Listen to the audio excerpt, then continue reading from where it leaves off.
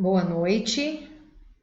Hoje nós vamos começar uma revisão para a V2 e a partir dos exercícios que estão aqui, nós vamos trabalhar os pontos principais, os pontos que serão cobrados na avaliação, para que vocês se sintam preparados, tá bom? Vamos lá. Vamos desenvolver os exercícios com base nos conteúdos estudados durante todo o semestre. De acordo com os dados fornecidos, construa a tabela de distribuição de frequência e responda as questões 1 e 2. Então, para os dados que vou colocar agora, nós vamos responder as duas primeiras questões, serão 5 no total, ok? Os valores abaixo representam a quantidade de litros de sucos vendidos semanalmente por um pequeno comerciante do litoral sul de São Paulo. Aqui estão os dados, tá? E são dados quantitativos. E eu quero que construa uma tabela de distribuição de frequência para responder as questões 1 e 2. Eu acabei esquecendo de colocar aqui, pessoal, mas é uma tabela de distribuição de frequências sem intervalos de classe. Vou corrigir aqui, depois corrijo no material também, tá ok?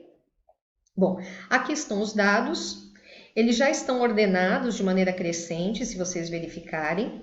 E a partir desses dados, o que nós vamos fazer? Construir a tabela e responder as questões 1 e 2. Lembrando que para construir uma tabela de distribuição de frequências sem intervalo de dados, nós vamos ter duas colunas. Uma que é a coluna das variáveis, que a gente chama de coluna XI, e a outra que é a coluna das frequências, que é o número de vezes que cada dado aparece na amostra, certo? Antes de ler as questões aqui,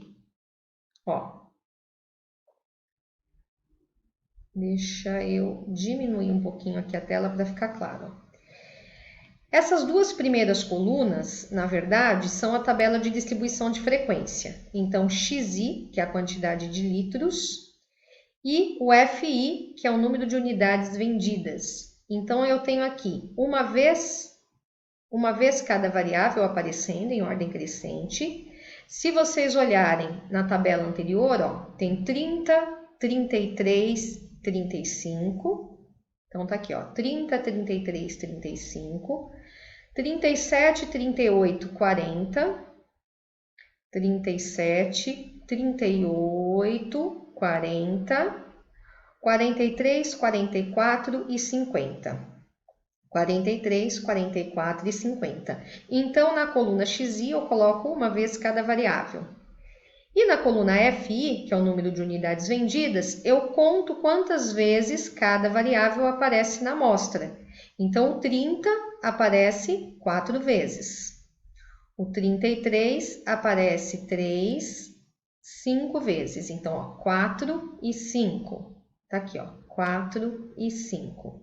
O 35 duas vezes, o 37 duas vezes, 35 duas, 37 duas, o 38 uma, duas, 3, 4, 5, 6, 7 vezes, 38 7 vezes, o 40 3 vezes, 43 duas vezes, 40 3 vezes, 43 duas vezes, 44 duas e o 50 uma. 44 duas e o 50 uma vez. Sempre vai somar a coluna FI para ver o tamanho do teu N, que nesse caso é 28. Nós já sabíamos, porque aqui eu tenho 4 linhas e 3, 6, 7 colunas. 4 vezes 7, 28 dados.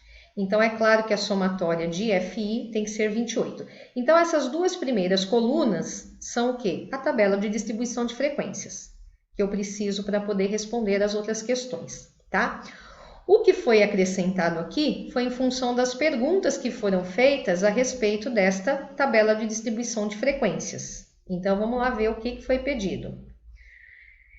Primeira questão, determine o desvio padrão e o coeficiente de variação e faça a avaliação do resultado.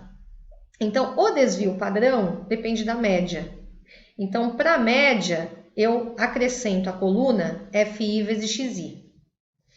E para o desvio padrão, a coluna DI, DI ao quadrado e DI ao quadrado vezes FI. O coeficiente de variação vai ser uma consequência do cálculo do desvio padrão e da média.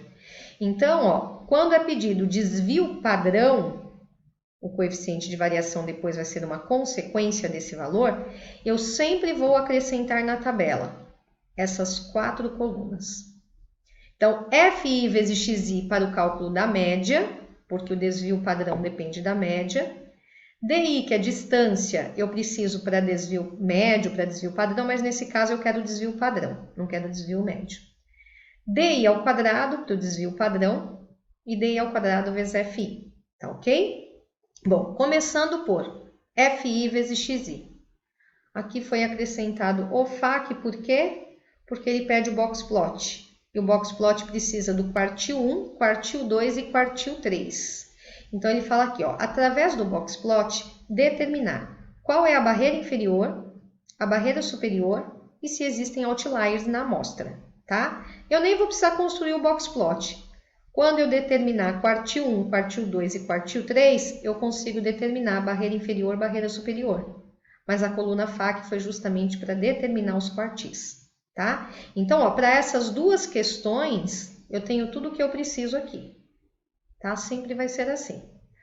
Essa foi por conta do box plot, para determinar as barreiras, e daqui para frente, tudo para desvio padrão, e, consequentemente, para o coeficiente de variação, tá?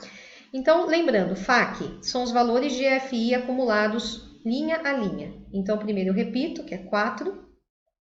4 mais 5, 9. 9 mais 2, 11. 11 mais 2, 13 e assim por diante.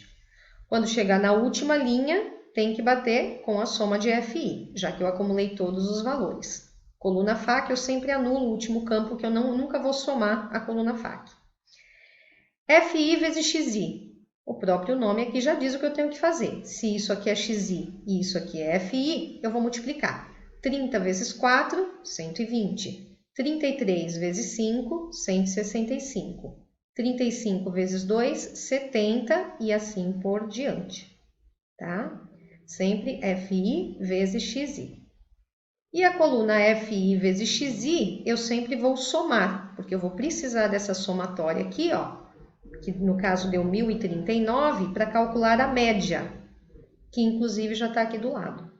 Por que eu coloquei ela assim, próximo da tabela? Ou eu coloco aqui em cima, aqui embaixo, porque esse cálculo da média eu vou precisar para calcular o DI.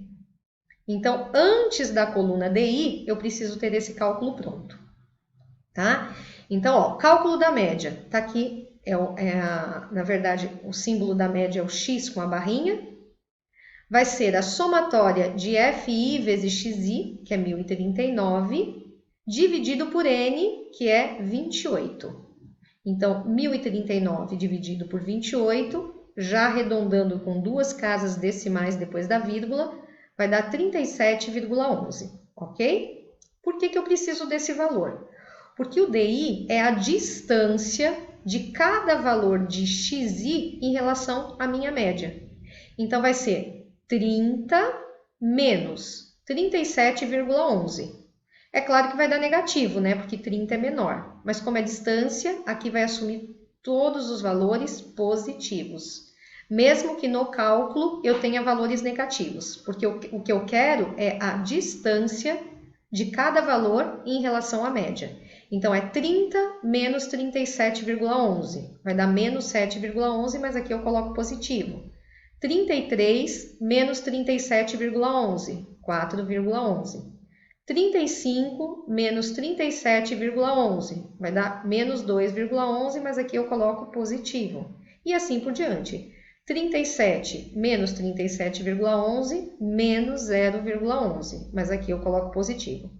Daqui para baixo vai dar tudo positivo, porque são valores maiores do que a média. Então, 38 menos 37,11, 0,89. 40 menos 37,11, 2,89 e assim por diante.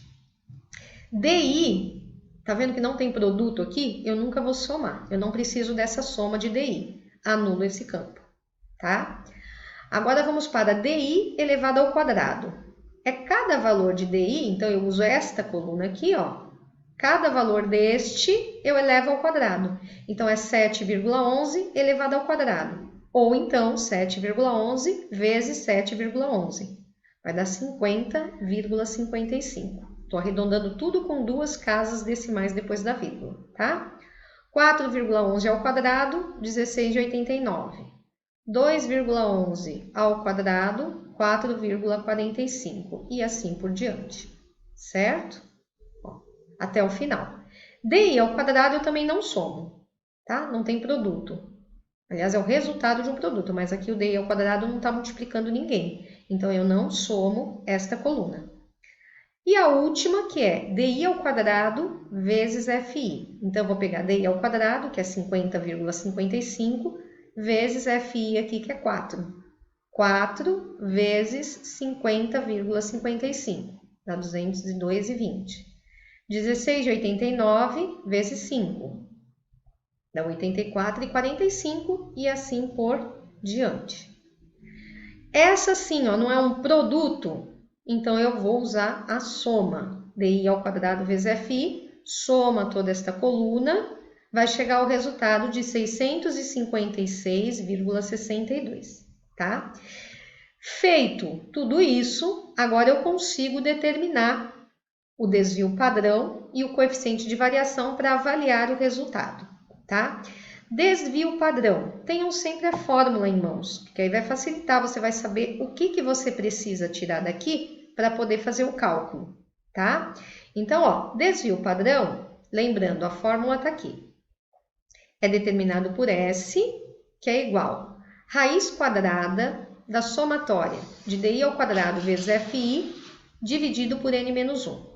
Aí nós vamos substituir aqui, tá? Somatória de DI ao quadrado vezes FI, vou buscar na tabela. Tá aqui, ó, 656,62. 656,62. Dividido por N menos 1. N é 28, mas como eu preciso de N menos 1, então vou dividir por 27. Está aqui.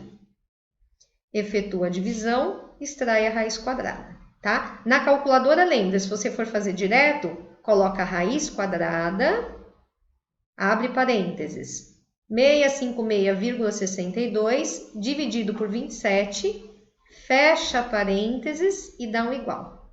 Já vai sair o resultado, aí você arredonda com duas casas. Então, os valores estão se desviando da média, esse é o desvio padrão, em 4,93 litros, porque lá a variável é litro, né? Não precisa colocar aqui, 4,93. A partir deste valor é que eu determino o coeficiente de variação em porcentagem, tá? Coeficiente de variação vai ser o desvio padrão, que eu acabei de calcular, que é 4,93, dividido pela média, vezes 100. Quem é a média? A média está aqui, ó. 37,11. Então, nesse caso, 4,93 dividido por 37,11 vezes 100. Resultado com duas casas, 13,28%. Como é que eu avalio isso daqui? Vai ser ou dispersão baixa, ou média, ou alta. Lembrando, o que seria uma dispersão baixa? Se fosse menor do que 10%. De 10 a 20 é média e acima de 20 é alta. Portanto, essa amostra apresentou uma dispersão média, tá? Então, ó, de acordo com o coeficiente de variação, podemos afirmar que a amostra apresenta uma média dispersão, certo? Essa é a questão 1. Questão 2. Questão 2, ele diz assim, a partir do box plot, determinar barreira inferior e barreira superior e verificar se existe outliers, tá? Bom, falou em box plot, ou barreira, ou intervalo interquartil, a gente sempre vai calcular quartil 1, quartil 2 e quartil 3, sempre, tá? Bom, começando com quartil 1, quartil 2 e quartil 3, eu sei que eu preciso do FAC, por isso que a coluninha FAC já está calculada lá na tabela, ó. Na verdade, eu comecei com ela. Poderia estar aqui no final? Poderia. Essa ordem não interfere em absolutamente nada. Eu vou ter que parar agora para começar um outro vídeo, porque vai dar os 15 minutos, e aí a gente continua no próximo.